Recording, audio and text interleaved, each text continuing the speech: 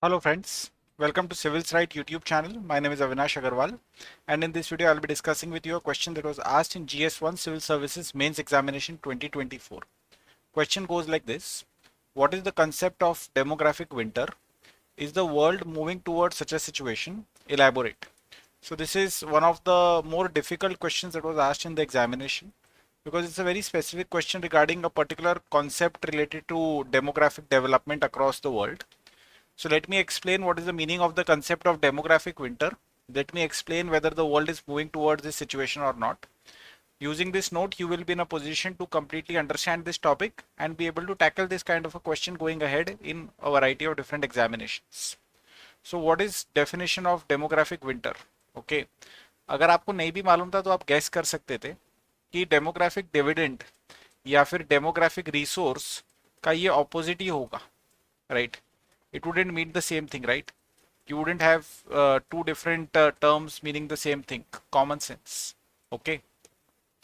So if you know the meaning of demographic dividend, which is basically a youth bulge, which basically tells that your dependency ratio is going down, which basically means that there are more people in your population who are in the working age group, right? So if you understand the concept of demographic dividend, you could have, even if you don't know anything about this concept of demographic winter, still you could have guessed it and probably would have attempted it, right? So try to use that kind of smart thinking at various different places in your examination. So demographic winter, this is basically a phenomenon which is characterized by significant and prolonged decline in population growth. Significant and prolonged decline in population growth. So why is it that there would be a significant and a prolonged decline in population growth, right? Why is it that population will stop growing?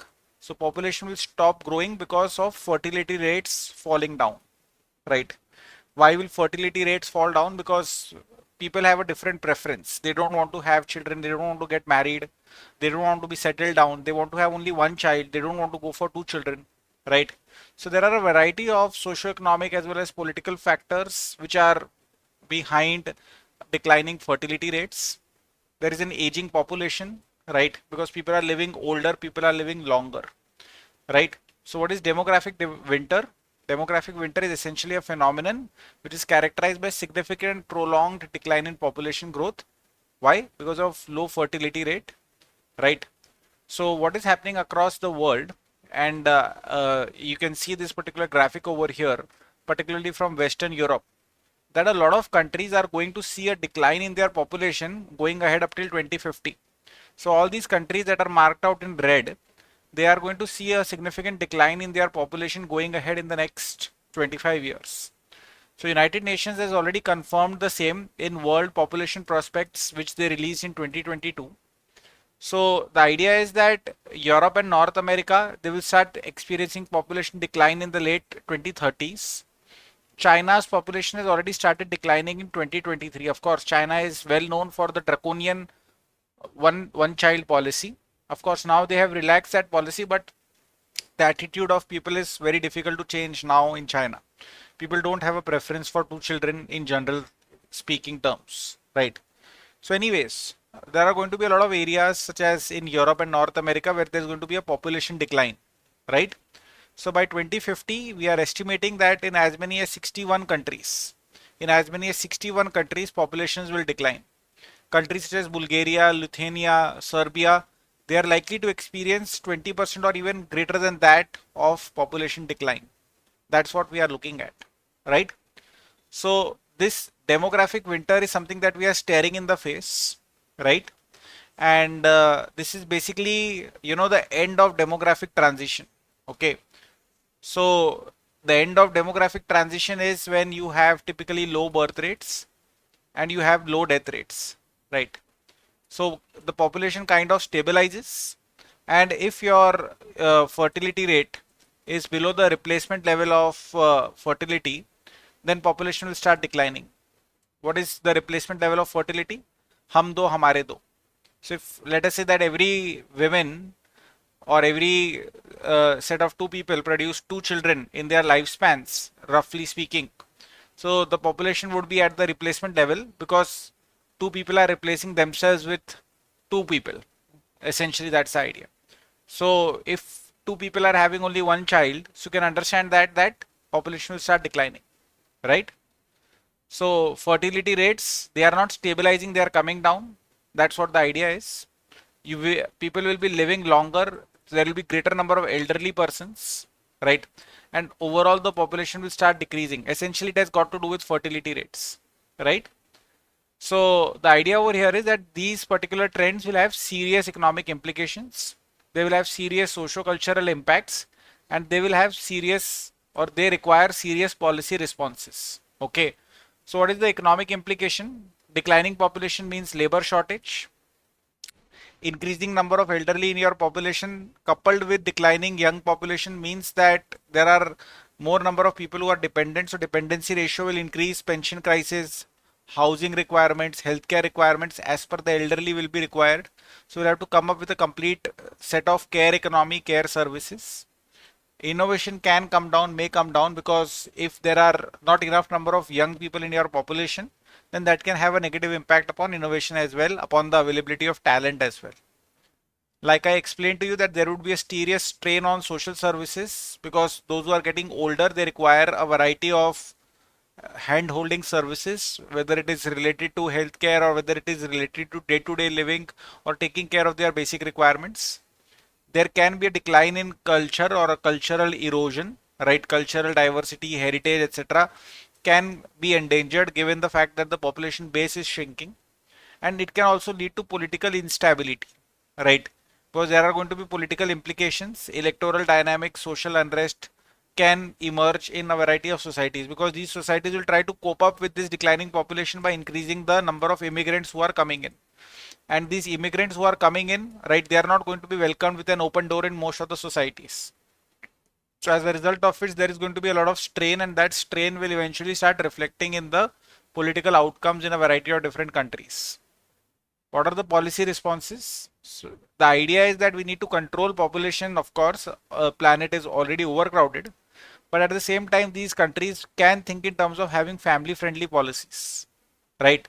Giving parental leave, providing affordable childcare, having flexible work arrangements, so that we can encourage higher fertility rates, right? A lot of countries, they have turned to immigration. Okay, so that could be one idea, but like I said, that it's so easier said than done.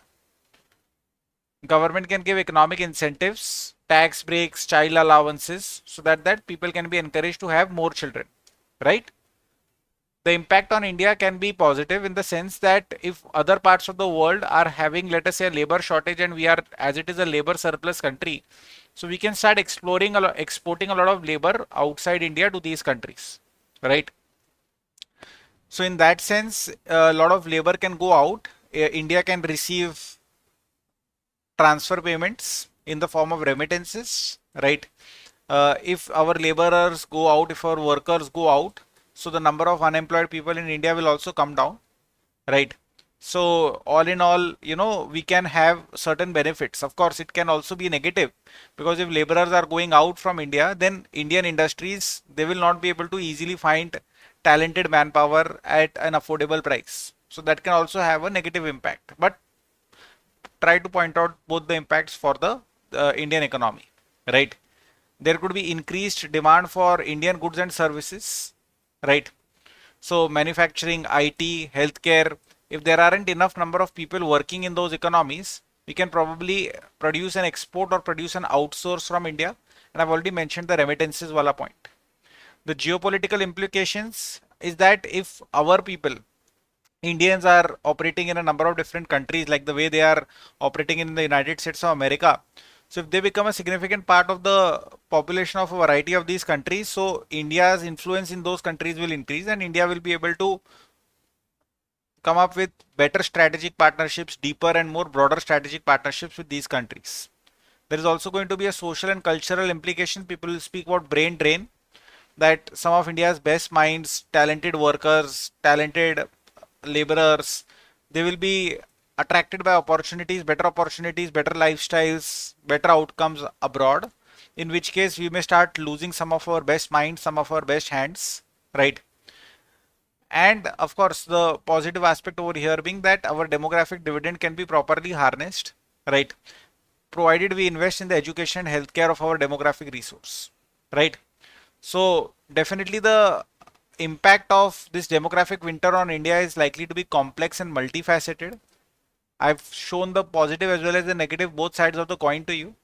Of course, there is an opportunity in front of India, and for that, we will have to take proactive steps in terms of educating and imparting proper healthcare and nutrition to our young population such that it is in a position to go abroad and work. But at the same time, we don't want to have the negative impact of the same. So we need to make sure that there isn't any kind of skill shortage in those who are actually not going abroad and are staying back in our country, right? So both these things need to be simultaneously taken care of. Of course, we cannot do much about the fertility rates of other countries, so there isn't much that we can do over there. But yeah, so I've explained the concept of demographic winter to you. I've explained which parts of the world are moving towards this situation, and I've also explained everything from an India standpoint. I hope that you have learned something new. Please do attempt answer writing, because without answer writing, you'll not be able to clear any examination that you are giving up at a serious level. Thank you so much. All the best, and Jai Hind to all of you.